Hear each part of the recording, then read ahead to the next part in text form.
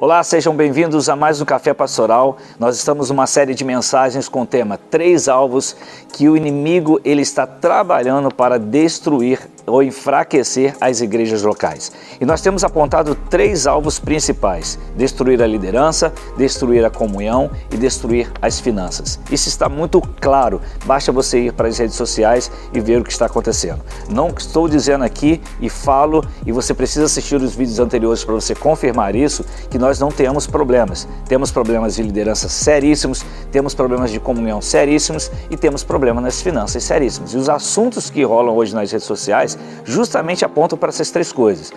Eu não estou na igreja por causa da liderança tal, o líder tal, o pastor que pecou. Tudo isso nós assistimos e demais a conta, isso é fato. Existem fatos verídicos a respeito disso. Comunhão, problemas de relacionamento, problemas financeiros, pessoas que falam muito a respeito disso, né? Que está acontecendo isso, acontecendo aquilo, é fato, existem esses problemas.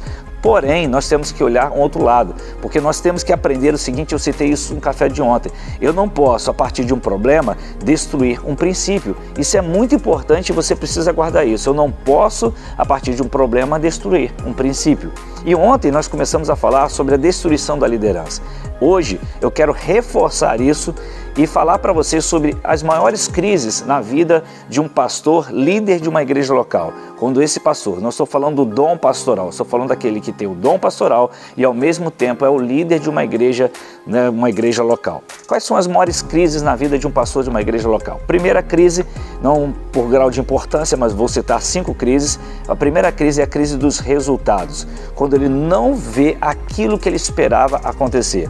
E essa crise é muito forte na vida, eu posso dizer a você, de 99% dos pastores. Porque ele começa a se sentir culpado por não haver o resultado que ele esperava, geralmente no crescimento numérico. Nós vivemos hoje numa sociedade extremamente competitiva e se nós permitirmos, nós pastores, eu também sou pastor há 23 anos, e se nós pastores começarmos a permitir que isso entre em nosso coração na questão de resultados, pensando que o resultado é que vai demonstrar se você é espiritual ou não, se você é vocacionado ou não, nós vamos entrar numa crise e vamos abandonar certamente o nosso chamado e a nossa vocação. O que nós temos que ter a certeza é de que estamos fazendo e andando segundo a vontade de Deus, independente dos resultados. Não quero dizer que eu e você não precisamos refletir sobre nossos posicionamentos, ouvir conselheiros, ouvir os líderes da igreja, ouvir as pessoas maduras, ouvir outros pastores e humildemente reconhecer algumas coisas que precisamos mudar, precisamos melhorar. Isso é um aprendizado em nossa vida, tem sido aprendizado para mim também. Então é uma crise que você vive, só tenha consciência de que você está vivendo no centro da vontade de Deus e fazendo a vontade do Senhor, porque aí os resultados você entrega nas mãos de Deus. Outra crise muito interessante na vida de um pastor é a crise das prioridades. Nós ouvimos muitas mensagens sobre prioridades na vida. Qual é a prioridade na vida de um cristão? Todo mundo fala. A prioridade é primeiro Deus, depois família, depois alguns dizem que é trabalho, outros dizem que é igreja, enfim, depende da sua vida. Agora, deixa eu passar para você aquilo que eu, Wagner, penso a respeito de prioridades. Quando você é um vocacionado, quando você é chamado por Deus, quando se trata de prioridades, sempre nós vamos dizer que Deus é o primeiro lugar em tudo. Em tudo. Para um cristão, Deus é o primeiro lugar em tudo. E as demais coisas, elas se tornam prioridades como? De acordo com as necessidades. Se Deus é a prioridade em tudo, você vai ter que ouvir a voz de Deus para estabelecer a prioridade segundo a situação que você vive no momento. Então não adianta eu querer dizer para você que segundo lugar isso, terceiro lugar aquilo, quarto lugar aquilo, não.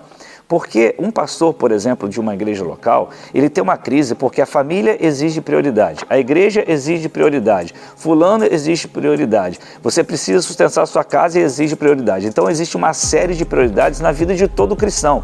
E na vida de um pastor local, existe essa crise porque é uma exigência.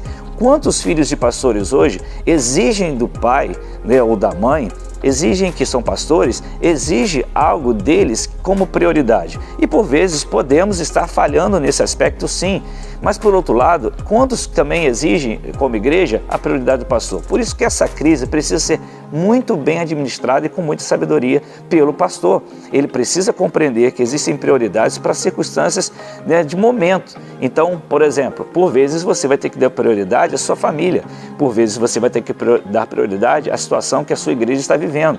E a família do pastor precisa compreender isso e ela precisa estar vivendo isso. Então, meus filhos, os seus filhos, pastores, passam por crise. Talvez você é filho de pastor ou filho de pastor, já passou por essa crise ou passa por essa crise. Então, eu preciso compreender como lidar com isso. Isso é muito importante e você precisa de sabedoria. Não tem uma regra para você para dizer faça isso ou faça aquilo, porque é a sua vida, são suas escolhas e suas decisões.